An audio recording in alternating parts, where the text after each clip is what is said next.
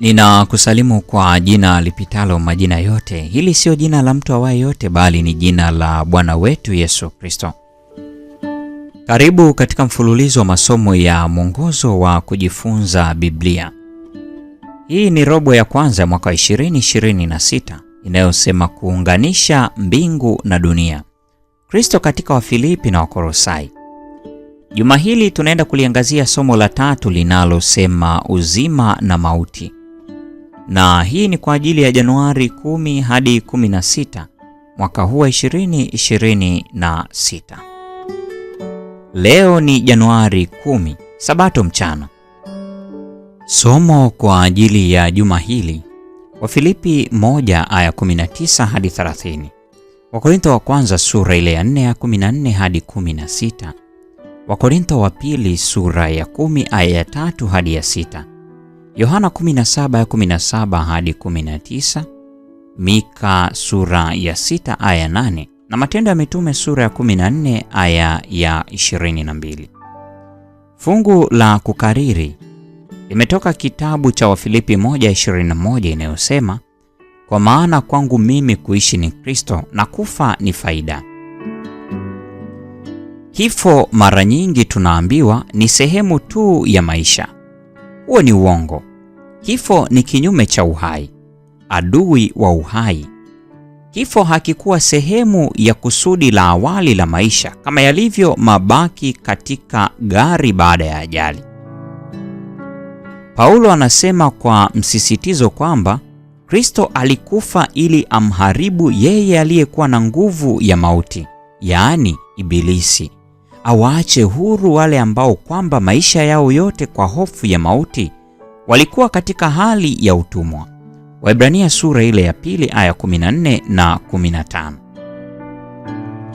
Ingawa alikuwa tayari kufa kwa ajili ya Kristo, Paulo alikuwa na uhakika wa hatima yake ya muda mrefu.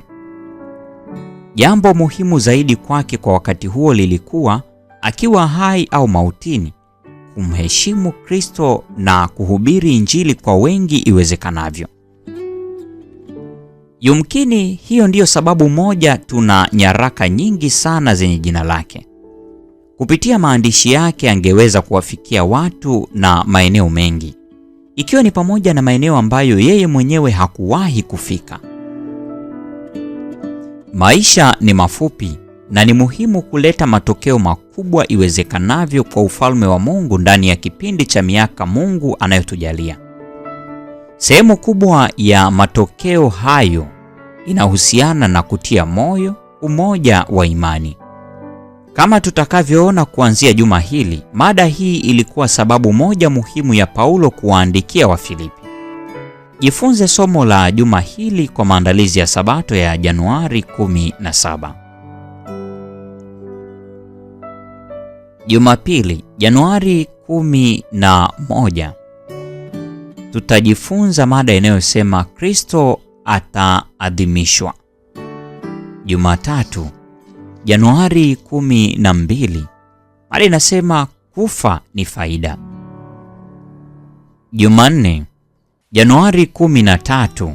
Mada inasema kuwa na matumaini. Jumatano, Januari 14. Simama imara katika umoja. Alhamis, Januari 15. Wamoja na jasiri. Ijumaa, Januari 16. Jifunze zaidi.